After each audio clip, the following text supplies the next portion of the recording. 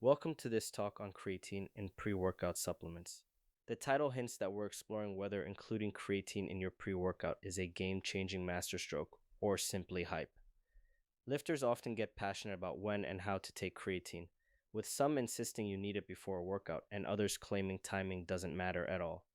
Product marketing adds to the confusion by touting advanced creatine systems and implying immediate effects. In this session, I'll cut through anecdotes and hype by focusing on what creatine actually does, what research says about timing, and whether adding creatine to a pre-workout really gives you an edge. By the end, you'll have a clear, evidence-based perspective. Let's begin by framing the debate.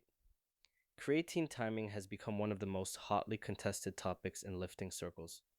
People argue about pre versus post-workout dosing with almost religious fervor. Some claim you must take creatine immediately before training to get the best results, while others insist the timing makes no difference as long as you get your daily dose. Unfortunately, many of these claims are based on anecdotes rather than robust studies. Adding to the confusion is aggressive marketing from supplement companies trying to sell flashy pre-workouts containing small amounts of creatine. Throughout this talk, I'll help separate myth from fact by highlighting what researchers have actually found and where the evidence remains weak. Before we can talk about timing, we need to understand what creatine is and what it does in the body. Creatine is a non-protein nitrogen compound synthesized from the amino acids arginine, glycine, and methionine. About 95% of it is stored in our skeletal muscles, with roughly two-thirds existing in the high-energy form called phosphocreatine. Phosphocreatine donates a phosphate group to adenosine diphosphate to rapidly regenerate adenosine triphosphate, the immediate fuel used by your muscles. This phosphocreatine system is crucial during high-intensity, short-duration efforts, think heavy lifts or explosive sprints. By increasing your muscle creatine stores through supplementation, you enhance your ability to regenerate ATP and sustain high power output. This underlying mechanism is essential to appreciate before considering when to take creatine. Let's zoom in on how creatine works inside muscle fibers.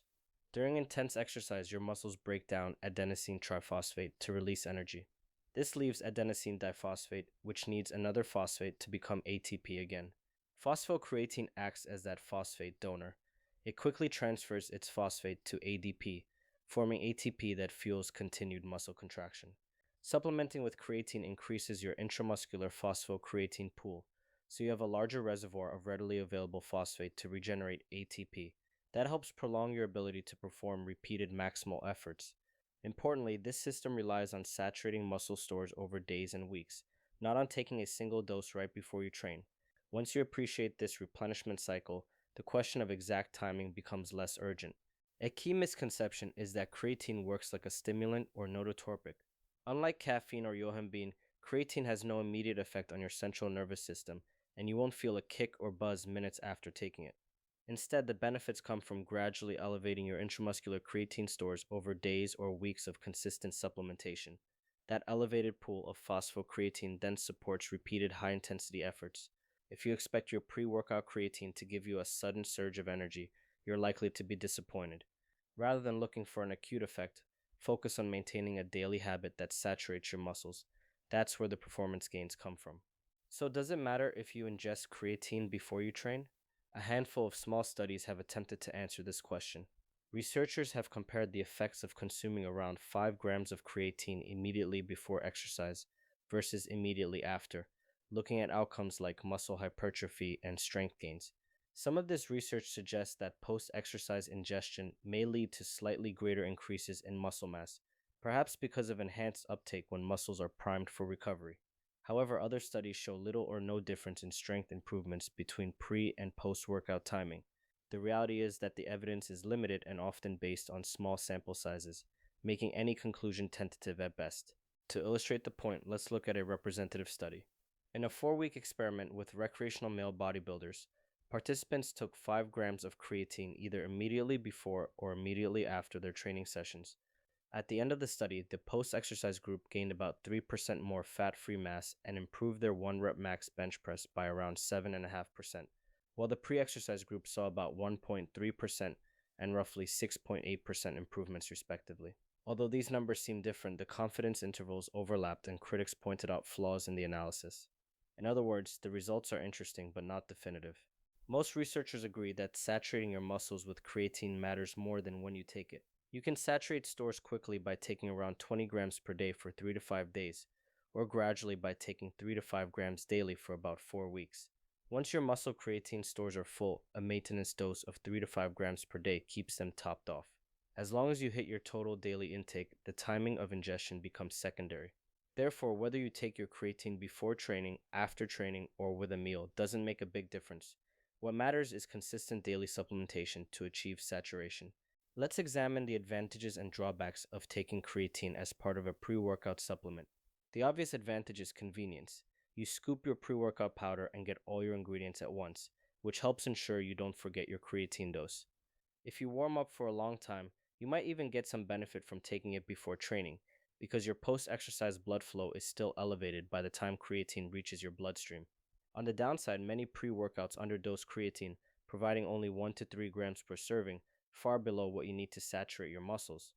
Mixing creatine with stimulants can also cause gastrointestinal discomfort for some people. Most importantly, there's no evidence that taking creatine before training provides an acute performance boost beyond placebo. Next, consider taking creatine after your workout. Some studies suggest that consuming creatine post exercise could lead to slightly greater muscle growth, possibly because your muscles are primed to absorb nutrients during the recovery period, and because you might also ingest protein and carbohydrates, which raise insulin and could aid creatine uptake. Taking creatine after training also pairs well with your post workout shake or meal, making it easy to remember. However, the advantages are modest. Strength gains appear similar regardless of timing, and the evidence comes from small, short term studies. You still need to hit your total daily dose, and if post workout creatine doesn't fit your routine, it's not essential. When you step back and look at the big picture, it becomes clear that total daily intake is the primary driver of creatine's benefits. Muscle stores don't fill up from a single dose, they saturate over days and weeks, and once saturated, the exact timing of your maintenance dose has negligible impact on performance. The most practical advice is to choose a time you can stick to consistently, whether that's pre workout, post workout, with breakfast, or before bed. By building creatine into your routine in a way that you won't forget, you ensure your muscles stay saturated and you reap the full benefits. You may notice pre workout formulas boasting fancy creatine forms like hydrochloride, nitrate, or ethyl ester. Despite marketing claims about improved absorption or reduced bloating, there's little solid evidence that these newer forms outperform plain creatine monohydrate. In fact, monohydrate remains the most researched and cost effective form, demonstrating consistent benefits across hundreds of studies. Rather than chasing exotic variants, focus on getting an adequate dose of creatine monohydrate and letting it saturate your muscles. Novel forms may be marketed as superior, but until research proves otherwise, monohydrate offers the best value and reliability. There are several persistent myths surrounding creatine timing and usage that need to be addressed. The first myth is that taking creatine pre workout yields an instant performance boost. As we've discussed, creatine doesn't act like a stimulant, so don't expect an acute surge in energy. Another misconception is that weight gain from creatine is just water retention. While muscle does store more water when creatine is saturated, the weight also reflects actual increases in muscle mass over time. You might also hear that an insulin spike is required for creatine to be effective, but research shows that creatine uptake occurs regardless of insulin levels. Finally, claims that newer forms are vastly superior to monohydrate lack robust evidence. Understanding these facts helps cut through marketing hype. So, who stands to benefit the most from creatine supplementation? Athletes engaged in high intensity, short duration efforts such as powerlifters, sprinters, and CrossFit competitors can see improvements in strength and explosive power because creatine supports the ATP phosphocreatine energy system. Bodybuilders and people focused on hypertrophy may also experience enhanced training volume and muscle growth when their creatine stores are saturated. Vegetarians and vegans often have lower baseline muscle creatine due to low dietary intake, so they respond particularly well to supplementation. Older adults can benefit too, as maintaining higher creatine levels helps preserve muscle mass and functional strength during aging. These populations are the ones most likely to see meaningful improvements. Not everyone needs creatine supplementation. If you already consume a high amount of meat and fish, your muscle stores might be close to saturation, leaving little room for improvement. Some people are non-responders because their muscles naturally hold high levels of creatine, so taking more doesn't confer additional benefits. Endurance athletes who focus on low intensity, Long duration events may find creatine less useful because their performance relies on aerobic metabolism rather than the ATP phosphocreatine system. Finally, creatine only works when you take it consistently. If you're unlikely to adhere to daily dosing, you might not get much value from supplementation. In these cases, creatine may not be necessary. This brings us back to the practical question: should creatine be included in your pre workout formula? If your pre workout delivers a full 5 grams of creatine and you use it every day, even on rest days, then it can certainly cover your needs. However, many products include only 1 or 2 grams, or switch to less research forms, which won't saturate your muscles.